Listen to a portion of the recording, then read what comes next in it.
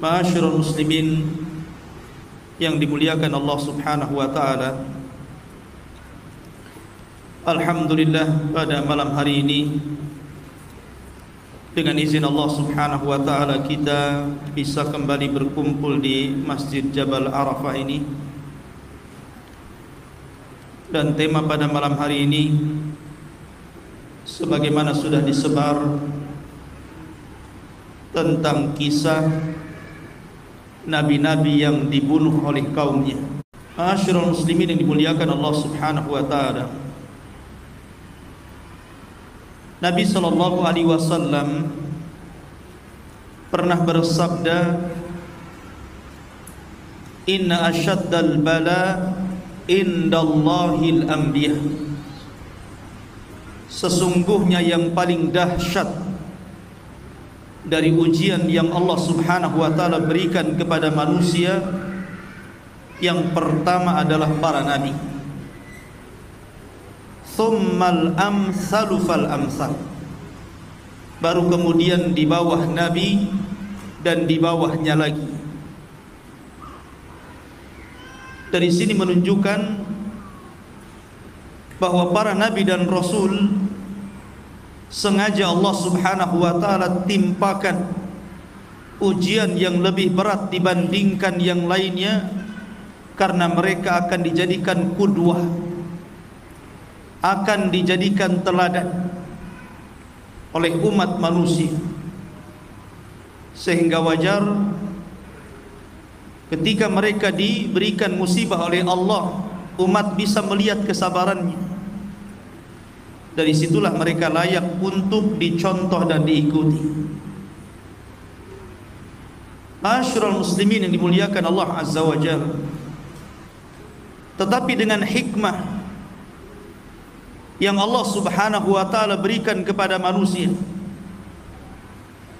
tidak ada satupun rasul dari rasul-rasul ulul azmi minar rusul yang mati dibunuh.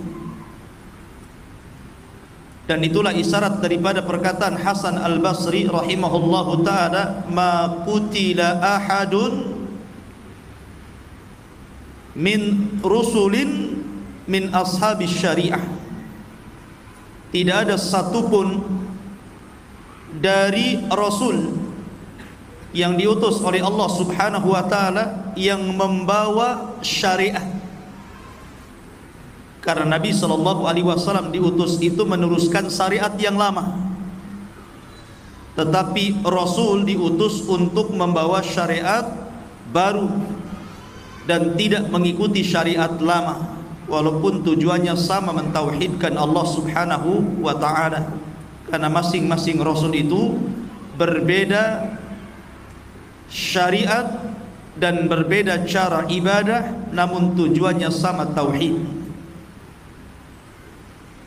Tetapi upaya pembunuhan ada. Baik itu terjadi kepada Nuh alaihi salatu wassalam, baik kepada Ibrahim, Musa, Isa, bahkan Rasul sallallahu alaihi wasallam, upaya pembunuhan sudah ada. Tetapi Allah tidak takdirkan mereka mati dibunuh. Nuh alaihi salatu wassalam sampai mengatakan, "Rabbi inni maghlubun fantasir." Ya Rabb, aku hampir-hampir terkalahkan. Karena ketika itu kaumnya Nuh alaihi salatu wassalam sudah mulai membidik Nuh alaihi salatu wassalam untuk dibunuh. Sudah jadi target. Makanya dia mengatakan, "Fantasir, tolong aku." Maka Allah Subhanahu wa taala menolong Nuh alaihi salatu wassalam maka Allah Subhanahu wa taala turunkan banjir bandang yang sangat besar yang kemudian meluluh lantakkan seluruh kaumnya. Yang selamat hanya Nuh dan sedikit pengikutnya. Begitu juga Ibrahim, upaya pembunuhan sudah ada. Bahkan Ibrahim alaihi salatu wassalam nyata-nyata dilempar ke dalam api. Tetapi Allah Subhanahu wa taala takdirkan Ibrahim tidak mati. Bahkan Allah Subhanahu wa taala berfirman, "Qul ya naru kuni bardan wa salaman ala Ibrahim." Katakan ya Ibrahim kepada api, jadilah kau dingin. Jadilah kau dingin dan selamatkan Ibrahim. Maka api menjadi dingin dan Ibrahim terselamatkan dan tidak jadi mati dibunuh. Nabi Musa alaihi salatu wassalam sama, dikejar-kejar oleh pasukan besar Fir'aun loh ya. Seluruh pasukannya dibawa, langsung dipimpin oleh Fir'aun untuk mengejar Musa alaihi salatu wassalam dan orang-orang lemah dari Bani Israel yang mengikutinya. Tetapi Allah Subhanahu wa taala takdirkan berbeda. Apa yang dikehendaki Fir'aun berbeda dengan kehendak Allah Subhanahu wa taala. Harusnya dia membunuh Musa, tetapi Allah justru mengazab dirinya. Upaya pembunuhan sudah ada di sini. Nabi Isa alaihi salatu wassalam sama dikepung oleh pasukan kerajaan. Tetapi Allah Subhanahu wa taala selamatkan Isa. Kemudian diserupakan salah satu dari hawariyunnya yang serupa dengan wajah Isa bin Maryam. Kemudian Isa ditidurkan dan diangkat ke langit. Dialah yang ditangkap, diseret, kemudian digantung, disalib dan dibunuh. Kemudian Yahudi mengklaim bahwa mereka qatalnal masih ibn Maryam, kami sudah membunuh Isa. Tapi Allah katakan wa ma qataluhu wa ma sallabuhu walakin syubbiha lahu. Mereka tidak membunuhnya, mereka tidak menyalibnya, bahkan yang dibunuh dan disalib itu yang diserupakan dengannya, kata Allah. Nabi juga sama, ada upaya pembunuhan, bahkan berkali-kali. Ketika hijrah dikepung rumahnya, tapi Nabi selamat. Ketika perang Khaybar, Nabi SAW diracun oleh seorang wanita Yahudi, tapi Nabi SAW selamat. Reaksi racun itu baru kemudian, udah lama, tidak langsung meninggal ketika itu. Kemudian di Uhud banyak upaya-upaya pembunuhan kepada Nabi SAW, tapi Allah Subhanahu wa taala tidak menjadikan Rasul dibunuh, tetapi Rasul meninggal karena sakit. Dari sini ma'asyiral muslimin yang dimuliakan Allah Azza wa Jalla, tidak ada satupun ulul azmi minar Rasul mati dibunuh. Tetapi pembunuhan ini terjadi kepada para nabi, dan umumnya adalah nabi-nabi yang diutus kepada Bani Israel. Allah Subhanahu wa taala berfirman, awa kullama ja'akum rasulun bima la tahwa anfusukum mustakbartum fafariqam kadzabtum wa fariqan taqtulun. Setiap kali datang kepada mereka Bani Israel seorang rasul, terkadang diutus itu bukan satu daerah satu rasul, terkadang ada yang dua rasul satu daerah, ada yang tiga. Rasul-rasul ini mengajak mereka kepada tauhid. Rupanya ajakan mereka tidak sesuai dengan hawa nafsunya. Bima la tahwa anfusukum, tidak sesuai dengan hawa nafsu kalian. Apa yang terjadi? Istakbartum, kalian pun sombong. Sombong artinya menolak kebenaran, menolak ajakan dakwah dan merendahkan para rasul.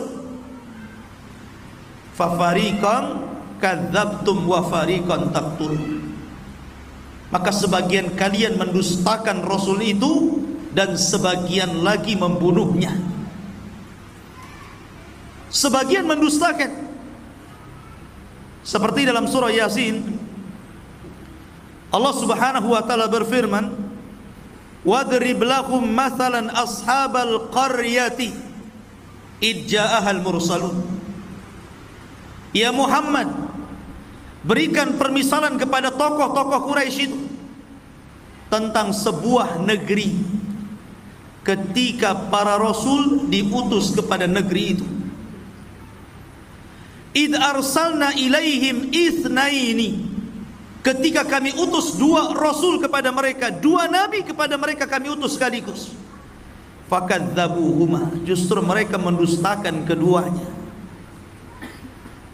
Kemudian fa'azzajna bisalithin, ketika dua nabi didustakan, Allah tambah lagi satu nabi, jadi tiga nabi lagi. Kemudian faqalu, mereka mengatakan, para utusan ini mengatakan, inna ilaikum mursalun, kami ini utusan Allah untuk kalian. Kami ini adalah utusan Allah untuk menyampaikan wahyu Allah kepada kalian. Tetapi mereka mengatakan, qalu ma antum illa basyarun mithluna, kalian ini siapa? Kalian ini sama dengan kami. Kalian ini manusia biasa, sama dengan kami. Wa ma anzalar rahmanu min syai'in in antum illa takdzibun, bahkan tidak ada satupun ayat yang turun kepada kalian, kalian ini hanya melakukan kedustaan saja. Saya katakan apa? Fafariqam kadzabtum, ada sebagian orang mendustakan. Mereka dustakan, mendustakan para nabi dan rasul dalam dakwah mereka. Ini akan berlangsung kepada turunannya. Siapa turunan para nabi dan rasul? Para ulama. Karena para ulama itu warathatul anbiya, ulama itu pewaris para nabi. Maka ketika para ulama berusaha untuk menyampaikan warisan para nabi dan rasul, maka kenyataan yang mereka hadapi akan persis seperti yang dihadapi para rasul. Mereka pun sama akan didustakan. Sama akan didustakan. Siapa kamu ini? Bahkan lebih parah, munculnya di zaman sekarang Islam liberal, yang mereka mengatakan tafsir para ulama dulu, sekelas para sahabat, para tabi'in, para tabi'ut tabi'in, itu layak di zamannya saja, memang relevan sesuai dengan zamannya. Tapi kalau di zaman sekarang nampaknya kurang relevan, kurang layak. Harusnya kita tafsiri Quran Sunnah itu sesuai dengan zaman kita. Mereka juga manusia, kita juga manusia. Allah berikan akal kepada mereka, Allah juga berikan akal kepada kita. Dan Allah katakan, afala tatafakkarun, kenapa kalian tidak berpikir? Lihat, dalilnya Quran loh ya. Quran yang menyuruh kita berpikir katanya. Ya beda ya. Mereka para ulama warasatul anbiya, menguasai bahasa Arab dengan fasih, menguasai kaedah-kaedah syariah. Sementara Anda kadang-kadang memahami Islam dari terjemahan Al-Quran. Tidak sama. Pandangan para ulama itu tajam ke depan. Ma'asyiral muslimin yang dimuliakan Allah Azza wa Jalla. Jadi surah Yasin ini sebenarnya menjelaskan tentang sebuah negeri, diutus kepada mereka 3 rasul. Dan ini menunjukkan keras kepalanya negeri itu. Kalau tidak keras kepala, satu saja cukuplah. Oh sampai 3 pula gitu kan. Menunjukkan negeri itu memang keras kepala, keras hati dan kepala lagi gitu. Mereka menolak dakwah Nabi. Sehingga kemudian ketika mulai mereka berani kepada 3 nabi ini dan hendak bukan hanya sekedar mendustakan dan hampir-hampir membunuh mereka, rupanya Allah Subhanahu wa taala takdirkan ada juga yang membela para nabi itu. Kemudian dijelaskan, waja'a min aqsal madinati rajulun yas'a. Rupanya ada satu anak muda, dalam riwayat dia seorang penjahit. Dia beriman kepada dakwah 3 utusan ini, berusaha untuk mencegah kaumnya jangan sampai menyakiti 3 nabi itu. Kemudian mengatakan, ya qaumi ittabi'ul mursalin, ittabi'u ma la yas'alukum ajra wa hum muhtadun, ma liya la a'budu alladhi fatarani wa ilaihi turja'un. Wahai kaumku, ikuti Rasul itu, ikuti nabi-nabi itu, karena mereka berdakwah itu tidak meminta upah sedikit pun kecuali Allah yang akan memberi, dan mereka orang-orang yang diberikan petunjuk. Sampai kemudian terus menasihati. Ketika menasihati marah kaum ini, akhirnya dipukuli anak muda itu. Bahkan ada yang mengatakan dimasukkan ke lubang kemudian dilempari batu sampai mati. Ya. Sampai mati anak muda itu membela Rasul. Ketika kemudian ruhnya melayang, ruhnya terpisah dari jasadnya, maka Allah Subhanahu wa taala katakan, qila dkhulil jannah, masuklah kau ke dalam surga. Kemudian ketika ruh anak muda yang membela Rasul itu sudah di sorga, apa katanya? Masih sempat dia menyayangkan kaumnya dan mengatakan, qala ya laita qaumi ya'lamun bima ghafara li rabbi wa ja'alani minal mukramin. Dia mengatakan, duhai seandainya kaumku mengetahuinya tentang dosa-dosaku yang Allah ampuni aku, dan Allah jadikan aku hamba yang mulia karena dimasukkan ke dalam surga. Wa ma anzalna ala qaumihi min ba'dihi min jundin minas sama wa ma kunna munzilin. Ketika anak muda ini mati, kemudian ruhnya dicabut dan dimasukkan ke dalam surga, Allah tidak membalas dengan mengirim pasukan banyak malaikat, tidak. Allah cukup mengutus Jibril.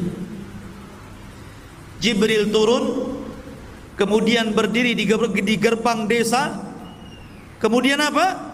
In kanat illa sayhatan wahidah.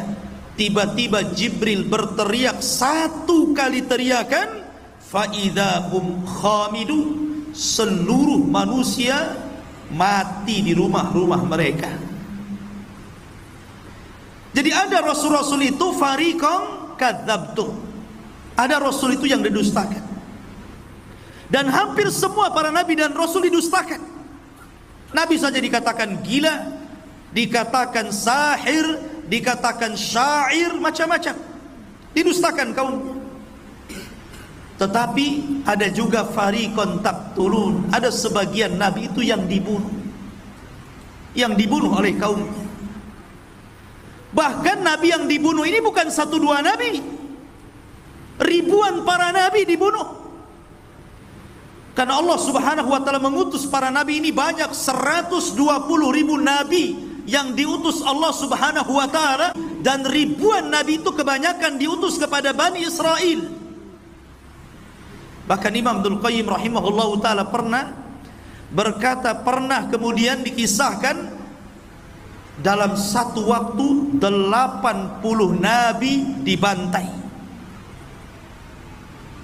Bahkan ada juga azhar yang saya baca, wallahu alam riwayatnya, pada masa Nabi Ilyas alaihi salatu wassalam 10.000 nabi dibantai. Dan yang ingin saya ceritakan, yang menarik kita ceritakan tentang pembunuhan para nabi dan kaumnya ini, adalah seorang nabi, dari anak seorang nabi, anak dan bapak dua-duanya dibantai. Ma'asyiral muslimin, siapa nabi itu? Pertama Zakaria dan putranya Yahya, dua-duanya dibantai. Bagaimana kisahnya? Ma'asyiral muslimin yang dimuliakan Allah Subhanahu wa taala, kita tahu bahwa kalau kita cerita tentang Nabi Zakaria, ataupun Nabi Yahya, berarti kita terbayang dengan Baitul Maqdis, karena kedua nabi ini adalah orang yang memakmurkan Baitul Maqdis, hidup di zaman Nabi Isa alaihi salatu wassalam. Karena kelahiran Yahya itu hanya beda 3 bulan dengan Nabi Isa. Yahya dulu baru Isa. Artinya bahwa ketika itu hidup 3 nabi, Zakaria, Yahya, Isa. Tetapi berbeda-beda daerah. Kalau Yahya itu ditugaskan di Urdun, mungkin sekarang disebut dengan Yordania, masih daerah Syam. Ma'asyiral muslimin yang dimuliakan Allah Azza wa Jalla, kematian Nabi Yahya ini adalah kezaliman penguasa. Kezaliman penguasa. Padahal Nabi Yahya alaihi salatu wassalam ini orangnya baik. Perhatikan sifat-sifat yang Allah berikan kepada Yahya. Allah menyebutkan dalam Al-Quran, dalam surah Maryam ayat 12 sampai 14, Ya Yahya khudhil kitaba biquwwatin wa atainahul hukma sabiyya. Wahai Yahya, ambillah kitab itu, maksudnya Taurat, dengan kuat, dan kami berikan kepada Yahya itu kebijakan dalam menyampaikan hukum sejak kecil. Artinya Yahya itu sudah diangkat menjadi nabi sejak kecil. Kalau Nabi SAW diangkat setelah 40 tahun kan, ini sudah sejak kecil sudah diangkat jadi nabi. Makanya dikisahkan di usia anak-anak Yahya ini selalu diajak main oleh kawan-kawannya. Anak-anak kecil kan suka main gitu tuh, apalagi usia 7 tahun 8 tahun kan suka main. Tapi Yahya mengatakan apa? Innama lastu, sesungguhnya saya tidak khuliqtu bil la'ibi, sesungguhnya saya tidak diciptakan untuk main-main. Kalau kalian main-main silahkan, tapi saya diciptakan bukan untuk main-main. Oh, kalau ada anak kecil kayak gini mantap. Justru anak kecil sebaliknya, saya diciptakan untuk main-main katanya. Tapi ini tidak. Dia mengatakan saya diciptakan untuk beribadah, bukan untuk main-main. Makanya Yahya itu sedari kecil dia betul-betul mengikuti gaya bapaknya Zakaria. Walaupun Yahya ini sebenarnya kelahiran yang aneh. Kenapa? Karena bapaknya usianya 100 tahun, ibunya 90 tahun, dinyatakan mandul. Tapi karena nilai sebuah doa, Allah kabulkan, dan juga berlomba-lomba dalam kebaikan Zakaria. Akhirnya Allah subhanahu wa ta'ala kabulkan, punya anak namanya Yahya. Kemudian Allah mengatakan, wahananan milladunna, kami berikan hanan. Hanan itu biasanya dipakai dalam kalimat kasih sayang ibu kepada anak. Hananul walid liwalidihi, kasih sayang ibu kepada anak. Saya kira seorang ibu, saya yakin, sangat sayang dengan anak. Tetapi Nabi Yahya alaihi salatu wassalam, Allah berikan sifat keibuan, seolah-olah dia sayang dengan bapaknya Zakaria, karena Zakaria sudah tua. Makanya diberikan sifat itu. Makanya di akhir ayat Allah mengatakan wa barran biwalidayhi, dan Yahya itu orang yang paling berbuat baik dengan orang tuanya. Wa hananan min ladunna, wa zakatan, orangnya bersih hatinya, wa kana taqiyya, orangnya takwa, wa barram biwalidayhi, orangnya berbuat baik kepada orang tua. Lihat, ini orang baik, kenapa bisa dibunuh? Walam yakun jabbaran asiyya, dan dia bukan orang sombong dan bukan ahli maksiat. Dari sini ikhwatu fillah muliakan Allah azza wa jalla. Makanya heran ketika Nabi Isa alaihi salatu wassalam dihabarkan tentang kematian Yahya yang sangat sadis, dia pun sedih dan terus menangis atas kematian Yahya itu. Ceritanya begini. Di Damaskus itu ada seorang raja zalim namanya Haddad ibn Hadar, raja zalim.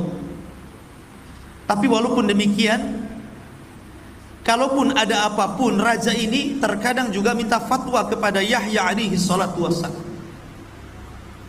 Allah takdirkan dia suka dengan salah satu wanita. Sayangnya wanita ini masih mahramnya, sehingga dalam syariat Yahya haram, tidak boleh menikah dengan orang yang ada hubungan mahram.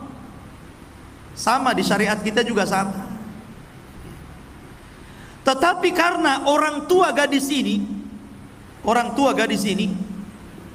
karena dalam riwayat, ini dalam riwayat yang lain ceritanya, raja ini punya istri, istrinya sudah tua. Kemudian dia punya anak, tapi bukan dari sang raja, dari bapak yang lain. Anak ini cantik. Lah si raja ini sudah tidak mau lagi sama istrinya karena sudah tua, jelek. Akhirnya sama istrinya itu disuruh nikah dengan anaknya, tapi bukan anak sang raja, dari laki-laki lain. Ada yang mengatakan bahwa yang dinikahi itu putri bibinya, dan dalam syariat mereka tidak boleh. Kemudian akhirnya karena ibundanya ini sangat rakus kekuasaan, sangat rakus dengan kekayaan, sangat ingin menguasai kerajaan, akhirnya dia dorong terus putrinya supaya nikah dengan raja. Disuruh dandan cantik-cantik, disuruh ngerayu.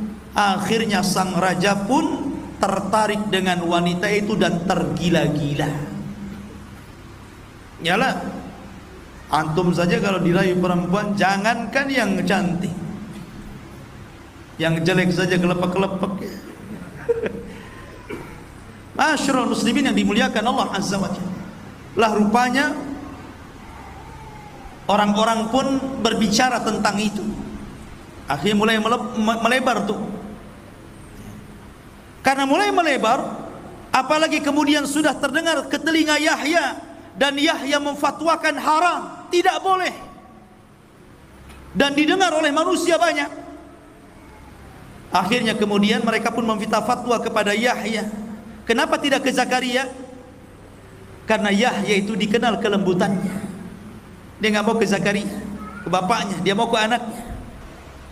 Tapi namanya hukum tidak kenal keras atau lembut. Kalau haram ya haram, mau ngomong haram ataupun haram sama saja. Itu kan hanya kata teriak dengan kata lembut saja kan, tetap saja haram. Kemudian akhirnya karena sudah diharamkan oleh seorang nabi, wanita ini kemudian tidak mau dinikahi. Tapi sang raja sudah tergila-gila masalahnya, dia tetap ingin mau menikahi wanita itu. Disinilah dimainkan oleh siasat wanita busuk itu.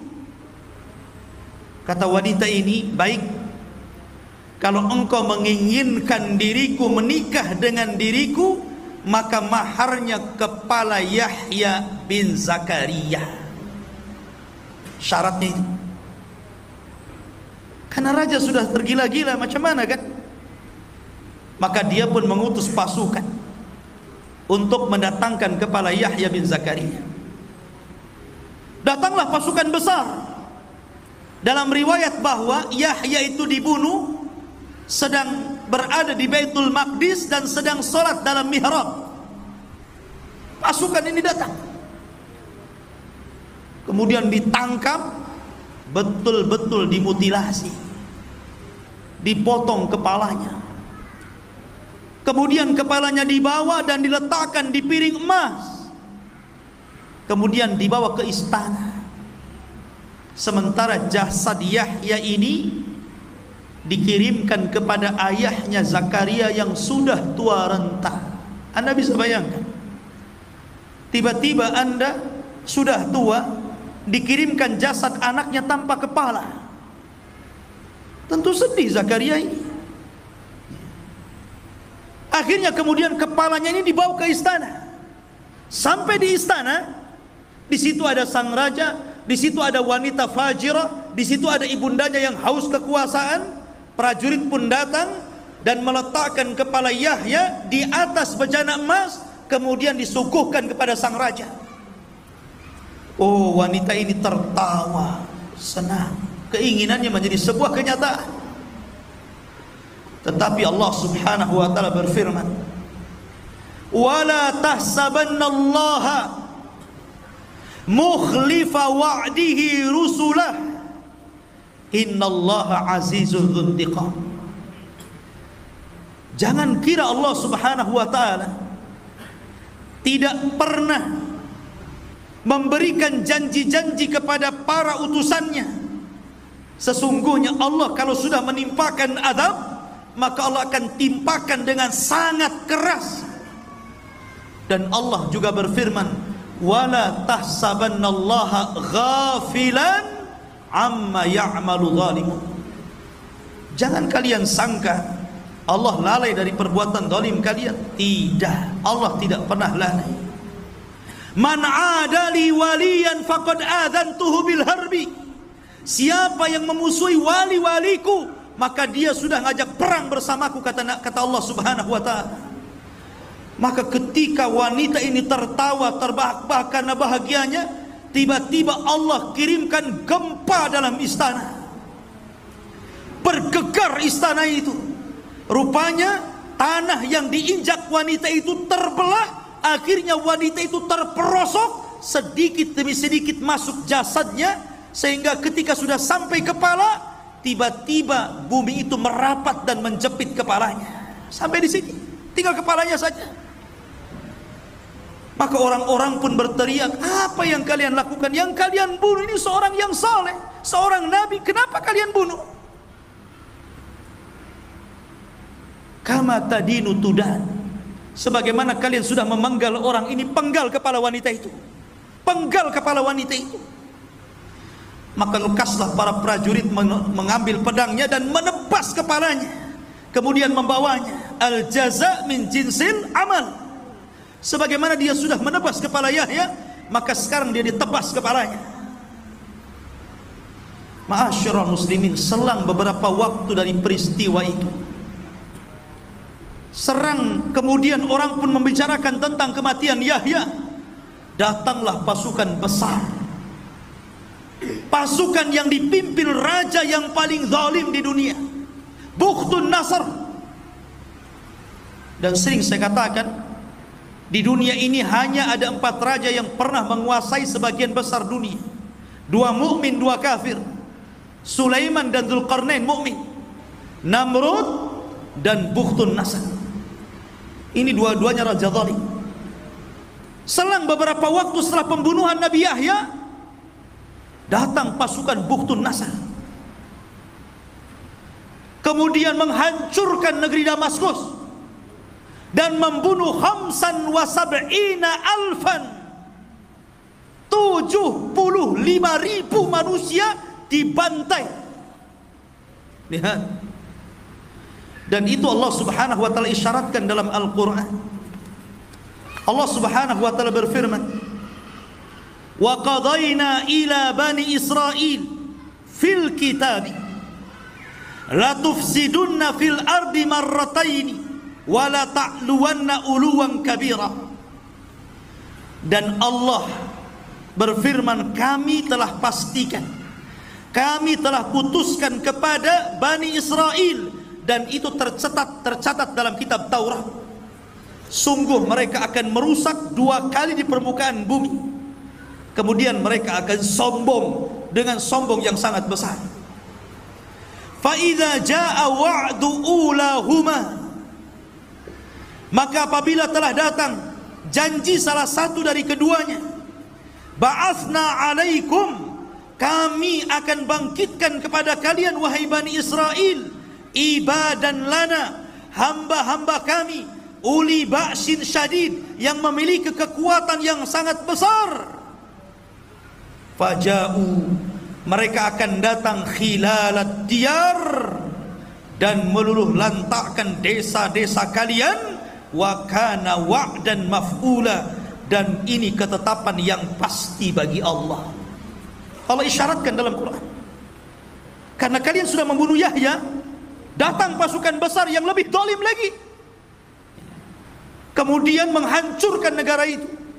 Bahkan 75.000 dibantai oleh Bukhtun Nasr. Sebelum peristiwa Bukhtun Nasr, sebelum kedatangan Bukhtun Nasr dan melulantakkan kerajaan yang telah membunuh Yahya itu, apakah mereka mencukupkan membunuh Yahya? Tidak. Iblis tidak terima kalau seorang nabi yang dibunuh cuma satu. Kalau bapaknya masih hidup. Bapaknya masih hidup, Zakaria. Dia sudah tua. Maka ketika para pembunuh ini berkumpul, syaitan datang menjelma manusia, kemudian membicarakan tentang tuduh-tuduhan kepada Zakaria dan mengatakan, kalian ingat tidak? Maryam kan dahulu punya anak namanya Isa. Tidak ada bapaknya. Dan tidak ada yang masuk ke mihrab Maryam kecuali Zakaria. Jangan-jangan Zakaria yang menghamili Maryam. Nah, mulailah dia. Syaitan datang. Bangkit orang-orang. Itu baru saja membunuh anaknya itu. Akhirnya mendengar bahwa Zakaria akan dibunuh, Nabi Zakaria pun sembunyi ke dalam hutan. Kemudian dalam hutan tersebut ada satu pohon yang menolong Zakaria, disuruh sembunyi dalam pohon itu. Tiba-tiba pohon itu belah dan itu mukjizat Zakaria. Masuklah Zakaria di situ. Namun sayangnya iblis datang. Ketika Zakaria masuk, bajunya kemudian ditarik sedikit sehingga ketika pohon itu rapat nampak tuh ada bajunya, sedikit saja. Ketika pasukan itu mengejar Zakaria sampai ke hutan, maka iblis datang dan mengatakan, aku tahu di mana Zakaria bersembunyi. Dan untuk memastikan kebenaran ucapan iblis ini, dia memperlihatkan baju yang keluar dari pohon itu. Itu dia di situ. Dari sinilah maka para prajurit membawa gergaji. Dari situlah kemudian mereka memotong pohon itu persis di lambungnya sih. Seolah-olah digergaji jadi dua. Namanya manusia ya kesakitan lah. Walaupun dia seorang nabi. Karena dia bukan malaikat. Zakaria sempat dia kemudian berteriak kesakitan. Tetapi Allah Subhanahu wa taala berfirman, ya Zakaria, kalau engkau terus berteriak karena kesakitanmu, la khusifa bihimul ardu, tentu bumi akan ditimpakan kepada mereka untuk menelannya. Setelah Zakaria tahu kalau dia sampai terus meneriakkan rasa sakitnya, kaumnya akan ditelan bumi dan akan ditelan oleh bumi yang sangat besar ini, maka dia tutup lisannya dengan bajunya supaya jangan berteriak. Kenapa? Rahmatan li ummatihi, karena masih punya kasih sayang dengan umatnya.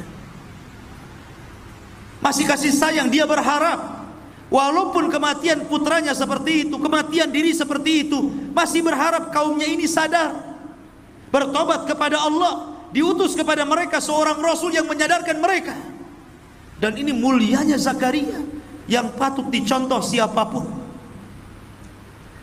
Ketika kabar kematian keduanya sampai kepada Isa, Isa sedih. Rupanya, apakah sampai kematian Zakaria selesai? Tidak. Mereka pun membidik Isa. Akhirnya mereka mengirim pasukan. Jadi ini bukan semata-mata mahar wanita itu. Di balik itu ada kekuasaan politik. Sudah bukan cerita mahar lagi. Ini cerita politik di dalamnya. Memang dari dulu mereka benci para nabi dan rasul. Maka mereka mulai membidik Nabi Isa bin Maryam. Mereka kirim pasukan. Tapi Allah takdirkan Isa tidak sebagaimana Yahya dan Zakaria. Isa Allah Ta'ala, karena dia adalah pembawa syariat baru, bukan seorang nabi. Allah harus menjaga syariatnya, jangan sampai terputus dan tidak sampai kepada umatnya. Maka Isa tetap tidak dibunuh, dan Allah angkat yang dibunuh orang yang diserupakannya. Barulah setelah kejadian itu semua, karena begini, rusaknya Bani Israel itu setelah wafatnya Zakaria, yang sebelumnya putranya Yahya. Itu menjadi rusak tuh Bani Israel itu. Makanya kerusakan itulah didatangkan Bukhtun Nasr. Bukhtun Nasr inilah yang kemudian menghancurkan Syam, Damaskus, sampai kota Palestina ini dihancurkan semuanya. Sampai 75.000 dibantai, anak-anak, wanita, orang tua semua dibantai, tidak dibiarkan hidup. Dan orang-orang Yahudi yang berhasil lari tidak banyak, yang berhasil ditangkap jadi budak, jadi budaknya Bukhtun Nasr. Dan itu Allah hinakan, sehingga Allah Subhanahu wa taala berfirman, innalladzina yakfuruna biayatillah wa yaqtuluna an-nabiyyina bighairi haqqin wa yaqtuluna alladzina ya'muruna bil qisti minan nas fabashshirhum bi'adzabin alim. Sesungguhnya orang-orang yang kufur dengan ayat-ayat Allah dan membunuh para nabi tanpa ada sebab yang benar, dan membunuh orang-orang yang memerintahkan keadilan dari manusia, kabar gembirakan kepada mereka dengan azab yang pedih. Dalam ayat yang lain, tadi Al-Imran ayat 21, dan Allah mengatakan dalam surah Al-Baqarah 61, wa dzuribat alaihimudz dzillatu wal maskanatu wa ba'u bi ghadabin minallah. Ditimpakan kepada mereka Bani Israel kehinaan, kenistaan, kemurkaan dari Allah. Kenapa? Dzalika bi annahum kanu yakfuruna bi ayatillah, karena mereka kufur dengan ayat-ayat Allah. Wa yaqtuluna an-nabiyyina bighairil haqq, dan mereka membunuh para nabi tanpa sebab yang benar. Allah timpakan kehinaan kepada mereka. Ikhwan, dan sampai hari ini orang-orang Yahudi itu memang seperti itu. Mereka bangga dengan membunuh para nabi itu, mereka bangga, sangat bangga. Dan Allah mengatakan, latajidanna asyaddan nas adawatan lilladzina amanul yahud. Tidak ada manusia yang paling keras permusuhannya kepada orang-orang yang beriman melebihi orang-orang Yahudi. Tidak ada. Orang-orang Yahudi itu, mereka memang menghalalkan darah di luar kelompok mereka, di luar agama mereka. Walang tarda ankal yahud walan nasara. Tidak akan ridho orang-orang Yahudi. Yahudi dulu baru Nasrani. Kepada siapa? Kepada kita. Hatta tattabi'a millatahum, sampai kita tunduk dengan ajaran mereka. Tidak, kita tidak mau tunduk. Dan di akhir zaman Nabi SAW mengisyaratkan bahwa kita akan berperang melawan mereka, karena mereka adalah para pengikut Dajjal. Dajjal diikuti 70.000 Yahudi Asfahan. Dan kelak karena mereka sudah membunuh para nabi, Isa bin Maryam akan bangkit membunuh Dajjal, dan pasukannya akan membunuh mereka. Ma'asyiral muslimin yang dimuliakan Allah Azza wa Jalla. Dan banyak lagi kisah-kisah para nabi. Ini yang masyhur kita ceritakan ya. Karena nabi-nabi itu banyak diceritakan, ribuan para nabi. Cuman sayang 25 nabi dan rasul yang 18 nama disebut dalam surah Al-An'am dan lebihnya di surah-surah yang lainnya, itu pun tidak secara detail Al-Quran menceritakan. Ada sebagian nabi yang disebut nama tapi tidak ada ceritanya. Tapi ada nabi dari awal sampai akhir diceritakan. Ada nabi global saja diceritakan. Tapi yang jelas bahwa Al-Quran ingin mengatakan kepada kita, la nufarriqu baina ahadin mir rusuli. Kita tidak boleh membeda-bedakan para nabi dan rasul kepada siapapun mereka diutus Allah Subhanahu wa taala.